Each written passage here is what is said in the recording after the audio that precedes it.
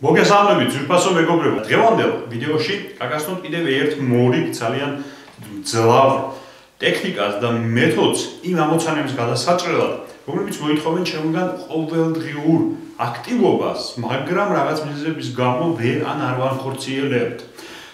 მაგალითად, დავუშვათ ჩვენ მუშაობთ რაღაც პროექტზე და ყოველდღიურად გვაქვს გარკვეული მოქმედებები ჩასატარებელი, მაგრამ რაღაცნაირად გავიჭედეთ სადღაც და ვერ მოვადით თავი აი ამ პროექტის დასრულებას. შეიძლება ჩვენ გვინდა რაღაც ვთქვათ უცხოენების შესწავლა, ან რაღაც ახალი კიდევ უნარების სწრაფად, ბეჭდვის სწრაფად კითხვის. შეიძლება ჩვენ წონაში გვინდა დაკლება და შესაბამისად ყოველდღიურად რაღაც ფიზიკურ აქტივობებს უნდა მივმართოთ, მაგრამ რაღაც ან ვერ ვაკეთებთ. მოკლედ სწორედ აი ესეთი შემთხვევებისთვის ჩვენ შეგვიძლია გამოვიყენოთ ესეთი ფორმულა 30-30-1. რა შემდგომარეობს მისი არსი? ის შედგება ორი ეტაპისგან.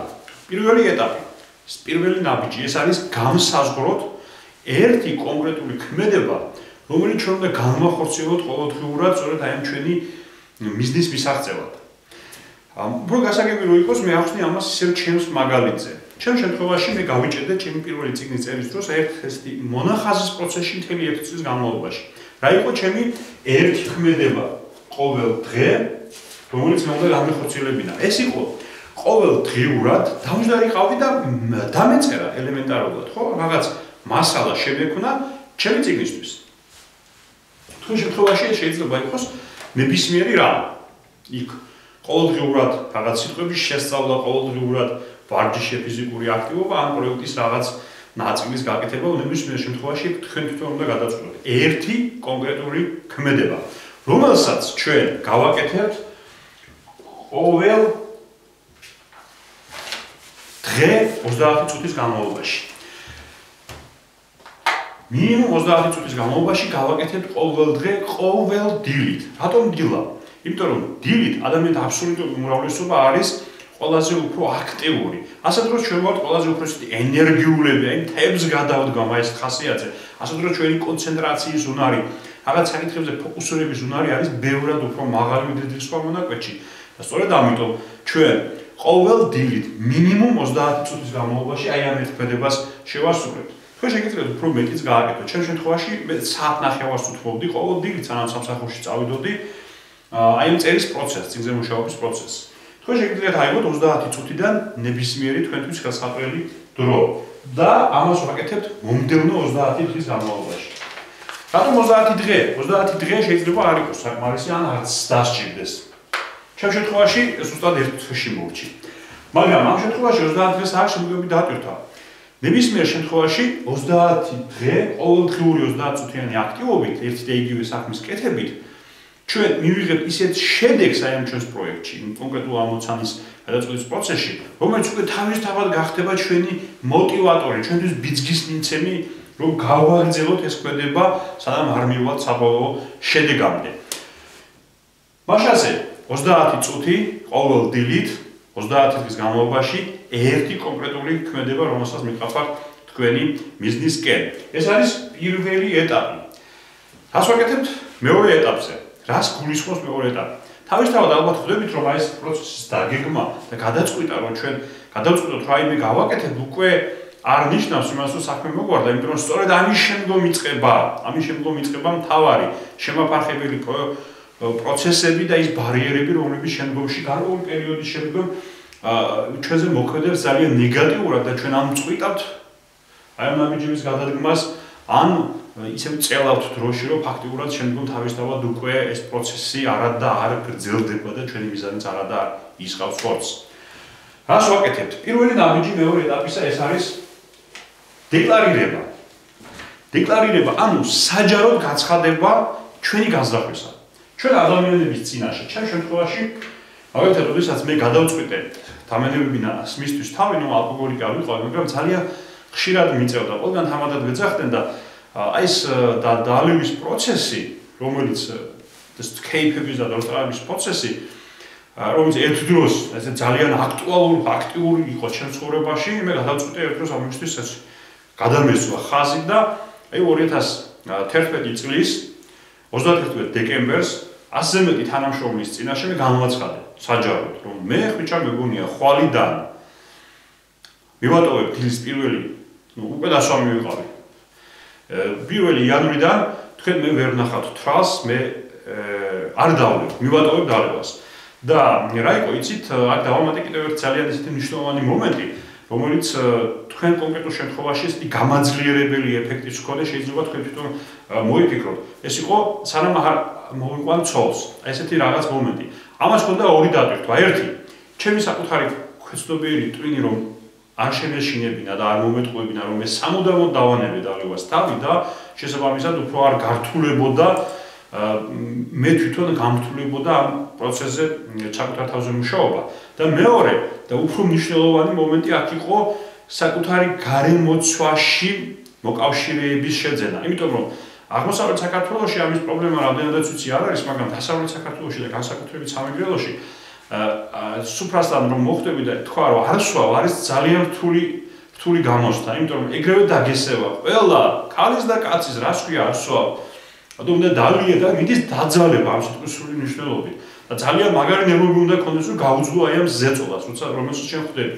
მით უმეტეს როცა იციან რომ შენ ისეთი გაგარი მოკეიფე კაცი ხარ და ამას უცებ იძახი რომ არ სვავ. არადა უნდა მოვიტყუო მაშინ რომ კვდები და რაღაც ავათხარ და წამლები უნდა ანახო რომ აი მექიმის დანიშნულება რომ მე კვდები და აი მაშინ შეიძლება დაგანებო თავი.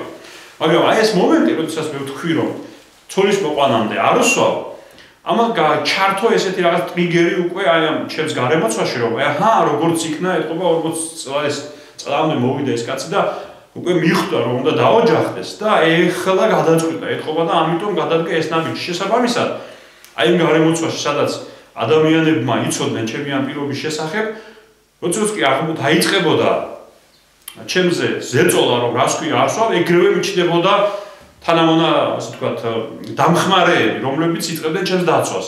არა, ხვიჩას თავი გაანებეთ. მას აქვს გარკვეული მიზანი და საქმე, რომელსაც ხელი უნდა შეუწყოთ და არ დავინახო მისი დაძალება. შესაბამისად, ეს ძალიან ძლიერი მაგარი ფსიქოლოგიური მომენტი იყო, რომელიც მე თვითონაც დამეხმარა საკუთარი ქვეცნობიერის მოტყუებაში, რომ მე არა სამუდამოდ კი არ ვანებებდი, აი ცოტა ხნით. და მეორე გავიჩინე გარემოცვაში, რომელიც სხვა შემთხვევაში ძალიან ისეთი მტრულად არა, მაგრამ სერიოზული ზეწოლის ქვეშ მამყოფებდა ხოლმე. ყოველ ჯერზე როცა მე მომიწევდა სოფრასთან ყოფნა, მათში მე გავიჩინე პირიქით მოკავშირეები იმისთვის, რომ მათ თვითონ დავეცავით აი ამ ზეწოლისგან. მოკლედ, თქვენ შეგიძლიათ თქვენს შემთხვევაში რაღაც ესე დამატებითი სტიმულები მოიფიქროთ იმ კონკრეტული ამოცანიდან გამომდინარე, რომელშიც შეიძლება თქვენ აღმოჩნდეთ. მოკლედ, შემდგომი ნაბიჯი ეს არის ფასი. ანუ ჩვენ ვადებთ საკუთარ პირობას ფასს. ჩემ შემთხვევაში ეს შემდეგ დაიღალე. თუ მე დავარღვევ ამ პირობას, მე წერ განცხადებას და მივდივარ სამსახურიდან. ნუ სამსახურიდან მე 8 თვის წინ წამოვედი ისედაც, მაგრამ მე წამოვედი უკვე გასნობიერებულად, უკვე სხვა აზროვნების სხვა დონეზე და მაშინ, როდესაც მე ეს თქვი 5 წლის წინ, ეს იყო ფაქტიურად როგორი მაღალი ფასი, იცით? აი, როცა ადამიანი სამსახურიდან წასვლა თანამდებობა, პრივილეგიები, ხალხი და ამ დროს სამსახურიდან რომ გიწევს, ეს იყო ტრაგედიის ფასი, ამიტომ ძალიან მაღალი ფასი დავადე. თქვენ შემთხვევაში არ გირჩევთ, რომ ძალიან მაღალი ფასი დაადოთ, მაგრამ არც ისეთი ფასი არ უნდა დაადოთ, რომელიც თქვენთვის არ იქნება დისკომფორტული, რომლის შესრულებას. მაგალითად, რო თქვათ, ეხლა მე პირობას თუ არ დავარღვევ, დავუშვათ ყოველდღე თუ 30 წუთი არ მივარჯიშებ, გადავიხდი 10 თეთრს, ეს არ არის ფასი. ფასი უნდა იყოს ისეთი, რომლის გადახდაც თქვენ ძალიან არ მოგინდებათ, რომელიც თქვენთვის იქნება ძალიან დისკომფორტული, რადგან ის იქნება კიდევ ერთი დამატებითი სტიმული. და მესამე ნაბიჯი ეს არის კონტროლი. რაც გულისხმობს, დიახ, ჩვენ გავაკეთეთ დეკლარირება, გავაცხადეთ ადამიანების წინაშე, მაგრამ სამყარო არტერიალებს ჩვენს გარშემო. და შეიძლება ჩვენ გონია, რომ უკვე ყველა მიცის რადგან თქვით და აი ყველა ხა იქნება ყოველდღე იმის ასში დაიძინებს და გაიღვიძებს ჩვენ მართლა ვასრულებთ ჩვენს პირობას. არა, სინამდვილეში ადამიანებს ყველას თავის საქმე აქვს. ამიტომ მათ ხვალდაზე შეიძლება არც კი ახსოვდეთ უკვე ეგ თქვენი საჯაროდ გაკეთებული განცხადება და პირობა, ამიტომ ჩვენ ავირჩიეთ უნდა ერთი ადამიანი, მინიმუმ ერთი შეიძლება ადამიანთა ჯგუფიც და ვთხოვოთ მათ გაგვიწიონ კონტროლი. ეს შეიძლება იყოს კოლეგა, შეიძლება იყოს მეუღლე, შეიძლება იყოს შვილები, შეიძლება იყოს ნათესავი. არ აქვს მნიშვნელობა თანამოაზრე ადამიანი ან ადამიანთა ჯგუფი, რომლებიც ჩვენ გაგვაკონტროლებენ აი 30 დღის განმავლობაში. ვაკეთებთ თუ არა ყოველდღე აი ამ ერთ ქმედებას.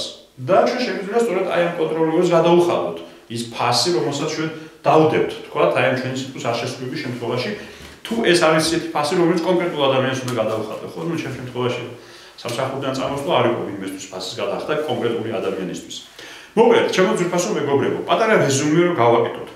რა ხდება? ვიგებთ ერთ კონკრეტულ ქმედებას, რომელიც ჩვენ ყოველდღურად უნდა გავაკეთოთ, ჩვენი აი ამ მიმდინარე ეტაპზე არსებული აქტუალური საკითხის გადასაჭრელად. შემდგომ ყოველ დღე 30 წუთის განმავლობაში, ყოველ დილით ვაკეთებთ აი ამ ქმედებას მომდევნო 30 დღის განმავლობაში. იმისთვის რომ უზრუნველყოთ ეს პროცესები, ყველაფერი რომ მაქსიმალურად კეთილსინდისიერად ჩატარდეს ჩვენი მხრიდან, ჩვენ ვაკეთებთ დამატებით გამაძლიერებელ დეკლარირების სახით, როდესაც ჩვენ საჯაროდ ვაცხადებთ ამ ჩვენი განზრახვის შესახებ, ფასი, როდესაც ჩვენ ვადებთ პირობას, ჩვენს ფასს არ შესრულების შემთხვევაში ჩვენი მხრიდან, რაც ჩვენ უნდა გადავიხადოთ. და კონტროლი, ანუ კონტროლიორი კონკრეტულად ადამიანთა ჯგუფი, ვინც ჩვენი თხოვნით ჩვენ გადავაკონტროლებს ამ 30 დღის განმავლობაში, რომ ჩვენ ვასრულებთ თუ არა ამ ფასს და არ შესრულების შემთხვევაში მიხდით თუ არა აი ამ ფასს. მოკლედ, სულ ეს იყო დღევანდელი ჩვენი აი ამ 30-30-1-ზე ფორმულის არსი, დანერგეთ თქვენ ცხოვრებაში, გამოიყენეთ, გამოსცადეთ და გაგვიჩიარეთ თქვენი შედეგები შემდგომ, რას მიიღებთ ამ ყველაფრისგან. ასევე შეგიძლიათ დატოვოთ კომენტარებში შეკითხვები თუ გაგვჭირდათ რაიმე ამ თემასთან დაკავშირებით, კონკრეტულად აი ამ ტექნიკასთან დაკავშირებით და ასევე მე გეპატიჟები თქვენ 12 მარტს კვირას უფასო ვებინარზე. იმოქმედე როგორც ჩემპიონმა, სადაც გაგასწროთ კიდევ უფრო ძალიან მაგარ და სუპერ ეფექტურ ტექნიკებს თქვენი პირადი ეფექტურობის მისაღწევად. გაგასწროთ ყველაფერს რა თქმა უნდა უფასოდ და პლუს აი ამ ვებინარზე მე გავაკეთებ პრეზენტაციას ჩემი უნიკალური ტრენინგ თამაშის სუპერ ეფექტურობის უკვე მეხუთე სეზონისა. ახლა კი ძვირფასო მეგობრებო, მე დროებით გემშვიდობებით, დალაიქეთ, მოიწოდეთ ეს ვიდეო და გაუზიარეთ ეს მეგობრებს. იქნებ რომელიმე მათგანს ახლა ძალიან სჭირდება სწორედ ზუსტად აი მსგავსი სახის ინფორმაცია. გისურვებთ წარმატებებს, ჩვენ აუცილებლად შევხვდებით მწვერვალზე. ან ერთად ავალთ იქ.